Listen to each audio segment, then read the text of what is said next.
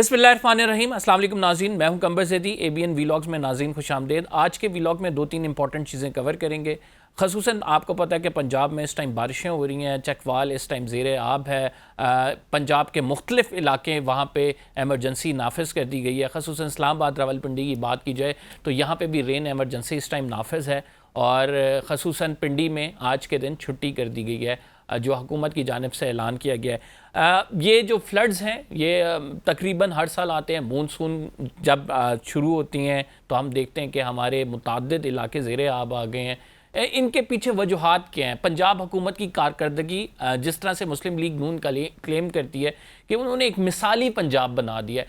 आज उनकी कारकर्दगी के हवाले से आपको 2-3 रिपोर्ट्स का हवाला देकर बताऊंगा कि वो फंड्स जो मुस्लिम लीग नून को मिले, उन फंड्स के साथ मुस्लिम लीग नून ने क्या कुछ किया।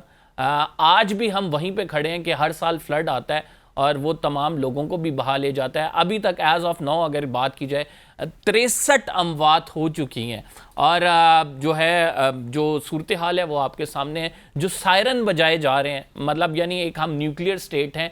आप अगर वो सायरन की फुटेज देखें जिसमें वो बंदा जो है वो नाला लई के पुल पे खड़ा हुआ है और वो बजा रहा है, उसकी आवाज़ मेरे ख्याल से दूसरे कोने तक नहीं पहुंचेगी। लेकिन हम इतने जदीद आलात से जो है इस टाइम फ्लड को रोकने के लिए मुकाबला कर रहे हैं। PDMA की बात की जाए, NDMA की बात की जाए तो इनकी कारकर्दगी क्या है, इस पे एक बड़ा सवालिया निशान उठता है।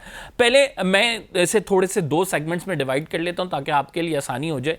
ये फ्लड्स आते क्यों हैं, इनकी वजूहात क्या हैं और फिर इनसे निमटने के लिए पाकिस्तान की हुकूमत या फिर हमारी सियासी जमातों ने क्या कुछ किया है। और मेरा फोकस मुस्लिम लीग नून पे इस वजह से होगा क्योंकि हम ये देख रहे हैं कि 2022 से जब से नो कॉन्फिडेंस मोशन हुई है उसके बाद की ऑडिट रिपोर्ट्स का अगर आप जायज़ा लें तो उसमें आपको इंकशाफ होगा कि मुस्लिम लीग नून की हुकूमत में हमें जो एशियन डेवलपमेंट बैंक है और आलमी बैंकों की जानिब से कितनी रकूम आती रही, इंफ्रास्ट्रक्चर डेवलपमेंट के हवाले से, जो नकासी आब है उसके हवाले से, लोगों की बहाली के हवाले से। ख़ुसूसन 2022 का सैलाब जब आया, जब 30 लाख लोग नाजरीन मुतासर हुए थे उससे, और एक बड़ा लम्हा फ़िक्रिया था। और उस टाइम जो है हमने ये सोचा कि हम अब अपना ड्रेनेज सिस्टम बेहतर करेंगे, हम जो मुतासरा इलाके हैं वहाँ पे काम करेंगे और वहाँ के लोगों को इस मुसीबत से निकालने की कोशिश करेंगे क्योंकि मानसून की बारिशें तो हर साल होनी हैं और ये फ्लड तो हर साल आने हैं, लेकिन हम उसमें मुकम्मल तौर पर नाकाम रहे हैं। तो पंजाब हुकूमत की कारकर्दगी का वो पोल तो खुलकर रह गया, लोगों के सामने है इस टाइम के क्या कुछ हो रहा है, किस तरह से लोग जो हैं उनके घर ज़ेरे आब हैं। आप देख रहे हैं कि जो इस्लामाबाद रावलपिंडी के मुख्तलिफ इलाके हैं, बहरिया टाउन फ़ेज़ 8 की बात की जाए, आप बात करें रावलपिंडी में जो गवाल मंडी है उसकी बात करें, आप रावलपिंडी में मरी रोड की बात कर लें, आप रावलपिंडी में सदर के इलाके की बात कर लें, तो मुख्तलिफ इलाके जो हैं वो इस टाइम ज़ेरे आब हैं। ख़ुसूसन जो सबब्स हैं, अगर इस्लामाबाद के गिरदो नवा के इलाकों की बात की जाए तो वहाँ पे भी पानी है और मुख्तलिफ शाहराहों पे दरख्त गिरे हुए हैं। ये मानसून की बारिशें 3-4 वजूहात हैं जिसकी वजह से, एक तो क्लाइमेट चेंज इसका बड़ा रीज़न है कि हम देख रहे हैं कि जिस शिद्दत के साथ ये बारिशें हो रही हैं हर साल इसमें मज़ीद इजाफा हो रहा है। मतलब एक पूरा स्पेल आता है और जुलाई के महीने में आता है और उसमें फ्लड आ जाते हैं और फिर लोग जो हैं बेयारो मददगार आपको नज़र आते हैं। सवात में वाक़या हुआ, हमने उस पर क्रिटिसिज्म किया, लेकिन वो KP हुकूमत की नाअहली थी। अब ज़रा कुछ पंजाब हुकूमत की नाअहली भी सुन लें नाज़रीन। 30 जो million dollar Asian development bank की जानिब से दिया गया हुकूमत पंजाब को, ये दिया गया गालिबन 2022 में। 2022 में ये रकम जो है ये क्या किया इसके साथ मुस्लिम लीग नून ने, ये मैं आपको बताता हूँ। मुस्लिम लीग नून की हुकूमत ने ये रकम उठा के तुर्की और शाम के मुतासरीन में तकसीम कर दी और ये रकम दी गई थी पाकिस्तानी अवाम के लिए, ये रकम दी गई थी उनकी बहाली के लिए। 2022 में जो फ्लड आया था उसके मुतासरीन के लिए दी गई थी, लेकिन वो तकसीम जो है रकम मुतासरीन में नहीं हुई बल्कि ये हमने तुर्की और शाम में तकसीम कर दी वहाँ के मुतासरीन के लिए। ऐसा क्यों हुआ? ऑडिट जब ये आया, जब पाकिस्तान में आपको पता है एक ऑडिट रिपोर्ट बनती है, उस ऑडिट ऑब्जेक्शंस होते हैं अकाउंट्स की, जब छानबीन होती है। तो पब्लिक अकाउंट्स कमेटी में ये मामला खड़ा हुआ। उमर अयूब साहब जो ओपोजिशन लीडर थे, उन्होंने कहा कि ये तो चोरी हो गई है और ये जो आपने किया क्या है। और इसके बायस आपको पता है कि पाकिस्तान के ना सिर्फ लोगों का ये हक मारा गया है, बल्कि आपने एक रकम उठा के बगैर पूछे दूसरे ममालिक के लोगों को दे दी है और ये चोरी के मुतरादिफ है।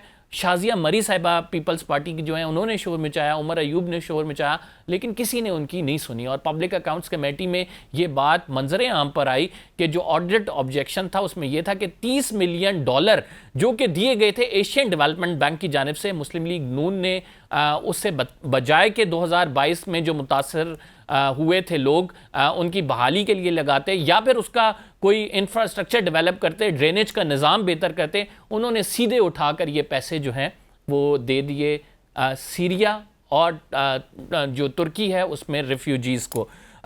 तो ये तो नाज़रीन इसका हाल है। इसके साथ एक और जो बड़ा इंकशाफ इस रिपोर्ट में हुआ नाज़रीन, वो ये बताते हैं कि 225 जो मिलियन रुपीज़ हैं ये दिए गए थे आलमी बैंक की जानिब से। वर्ल्ड बैंक ने ये हमें दिए थे और उन्होंने ये कहा था कि इससे आप डेवलपमेंट करेंगे और इससे डेवलपमेंट, क्लाइमेट चेंज की मिनिस्ट्री को ये पैसे दिए गए थे।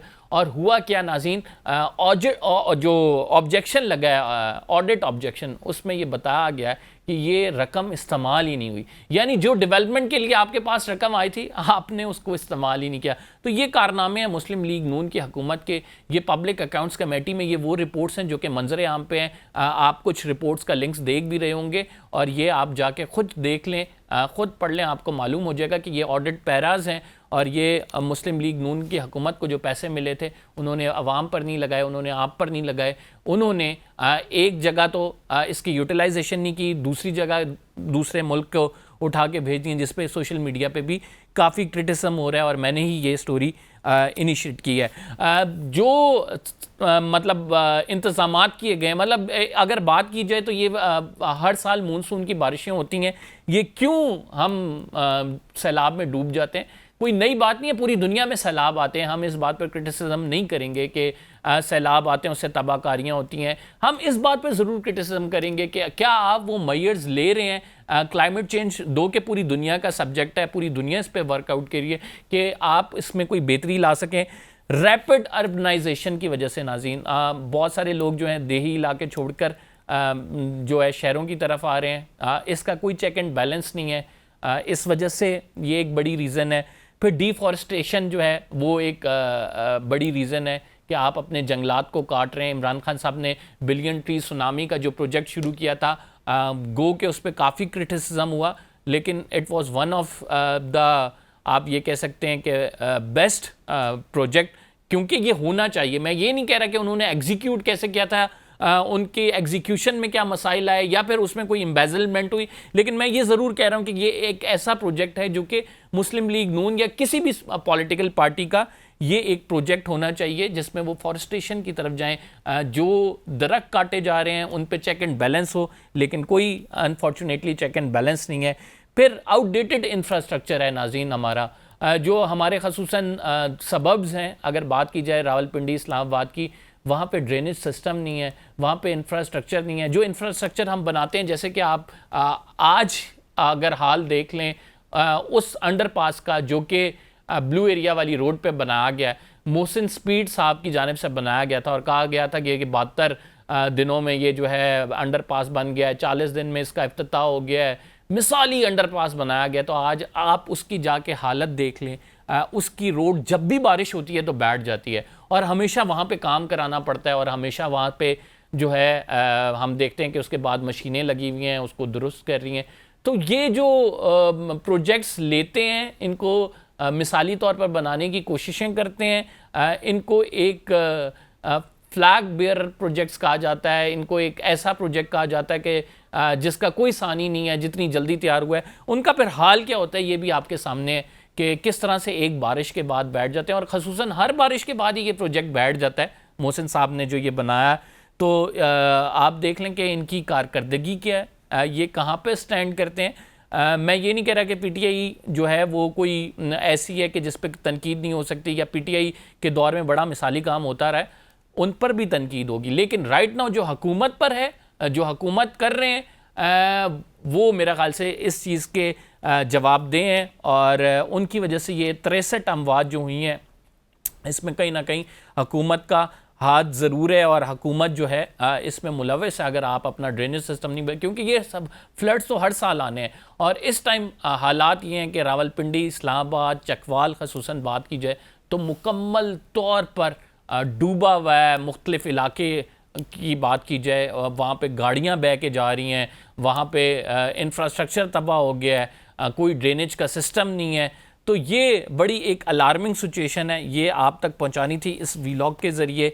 और एक और इम्पॉर्टेंट चीज़ जो NDMA नेशनल डिज़ास्टर मैनेजमेंट जो है इसकी जानिब से 1.8 बिलियन की जो दिए गए थे नेशनल लॉजिस्टिक्स हेल्थ को, NLC नाज़रीन, उसके हवाले से ऑडिट ऑब्जेक्शन आया, और वो ऑडिट ऑब्जेक्शन ये है कि प्रॉपर बिडिंग नहीं की गई, कोई कंपटीशन नहीं था, कोई कंपिटिटिव अथॉरिटी नहीं थी। ये डायरेक्ट 1.8 बिलियन दे दिए गए और इससे एक नेशनल इमरजेंसी ऑपरेशन कायम किया गया, लेकिन उसकी कारकर्दगी क्या है? उसकी कारकर्दगी के हवाले से लोग सवाल उठा रहे हैं, क्योंकि लोगों का मेयार ज़िंदगी बेहतर नहीं हुआ है। जब भी मानसून होती है उनके लिए एक मुसीबत पड़ जाती है, और उस मुसीबत में उनकी दाद रसी करने वाला कोई नहीं है। PDMA हमें कहीं नज़र नहीं आ रही, ना ही उनके पास कोई ऐसे जदीद हथियार आलात हैं जिससे वो लोगों को बचा सकें। एक दो जगह हमें पाक फ़ौज के हेलीकॉप्टर ज़रूर नज़र आए हैं। अगर बात की जाए जेहलुम के पास, तो वो इमदादी कार्रवाई में जो है हिस्सा ले रहे हैं, लेकिन ओवरऑल जो सूरत हाल है ये एक बड़ी पैनिक की सूरत हाल है, और इससे हमें निकलने की ज़रूरत है। उम्मीद है कि पंजाब हुकूमत होश के नाखुन लेगी, सिर्फ एडवर्टीज़मेंट पे पैसे नहीं लगाएगी, बल्कि लोगों की भलाई के भी काम भी किए जाएंगे। कंबर ज़ैदी को इजाज़त दीजिए, अगले व्लॉग में आपसे मुलाकात होगी। फ़िलहाल के लिए इतना ही, अल्लाह ने के बाद।